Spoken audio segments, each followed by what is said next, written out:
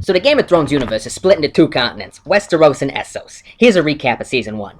We start off in King's Landing, the capital city of Westeros. The Hand of the King, kinda like the Vice President, just died, so King Robert Baratheon and his entourage travel north to make his buddy Ned Stark the new Hand of the King. Right now he's basically the mayor of Winterfell. Now on their way up to Winterfell, we got the royal queen Cersei Lannister, her two brothers Jaime and Tyrion, and his son Joffrey, who's a little pissant. Now as for the hosts, we got Ned Stark, his wife Catelyn, and their kids starting from the oldest, Robb, Sansa, Arya, Bran, and Rickon. Oh, and we got Jon Snow, Ned's bastard kid that nobody really cares about yet.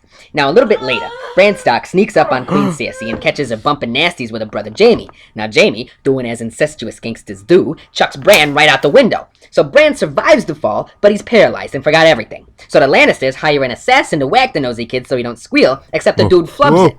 Now, Bran's mom, Catelyn Stark, finds the assassin's blade and recognizes it's a Lannister's. So she warns Ned that the Lannisters are up to no good, and to be careful. Now Tyrion, who's already up in Winterfell, visits the legendary wall separating Westeros from a bunch of crazy zombies called White Walkers. Jon Snow's going up there too, so he can join the Night's Watch patrol, because he's getting real sick of being known as Ned's bastard. So then, Ned Stark, Catelyn, their daughters, and the rest of the royal crew all roll out to King's Landing. Now Tyrion Lannister runs into Catelyn Stark on his way back down to King's Landing at his Crossroads Inn, Holiday Inn kind of joint. Catelyn loses her cool and starts kicking ass and taking names because of what the Lannisters did to a kid. So she takes Tyrion to a sister's place in the Eyrie, where it'll be easy to hide him as a prisoner. Now back in King's Landing, King Bob is returning from a wild boar hunt, and he got hurt real bad because he got too wasted. So just before dying, King Bob tells Ned Stark to take over as king. On his way up to the throne, though, Ned Stark runs into Jaime, who's super pissed that his bro Tyrion was taken prisoner by Ned's wife. So they end up sword fighting. Meanwhile, the Lannisters pull some strings and make the little pissant Joffrey Baratheon the new king. First thing that King Joffrey does, chop Ned Stark's head off. Now back at the Eyrie, Tyrion bribes his way out of the prison and heads to the Lannister encampment, where they're getting ready for an all-out war against the Starks. Catelyn Stark heads north to meet her son Robb, who's bringing together the northern armies. Now at the Lannister camp, we got the big daddy Tywin Lannister running the show.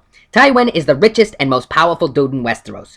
So he tells his son, Jaime, to lead 30,000 soldiers to take over Riverrun, which is Catelyn Stark's hometown. The Stark army goes to defend Riverrun while sending a small troop to the Lannister camp, basically as a bluff. So that's what we got going on in Westeros. Let's move over to Essos, the eastern continent. We got the big city Pentos. This is where the last Targaryens live, Viserys and Daenerys. They were the previous royal family of Westeros. So Viserys has some grand plans about taking back the Iron Throne of Westeros. To do this, he gets his sister, Daenerys Targaryen, to marry the Dothraki warlord Khal Drogo, so they can use his army for the invasion. The two Targaryens and Drogo roll out to Drogo's hometown so they can get married. This wedding is off the hook, and Drogo's gotta fight some punk-ass dudes that are raging too hard, and he gets wounded from a poisoned blade.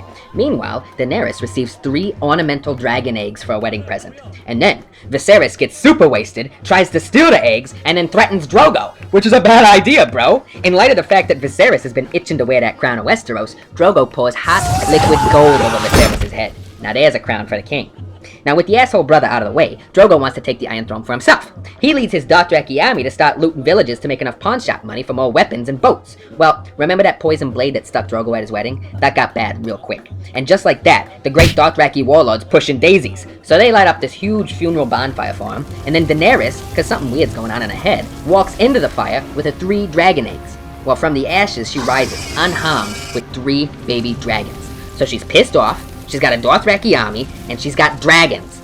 Now she's ready to take the Iron Throne. And that's Game of Thrones Season 1.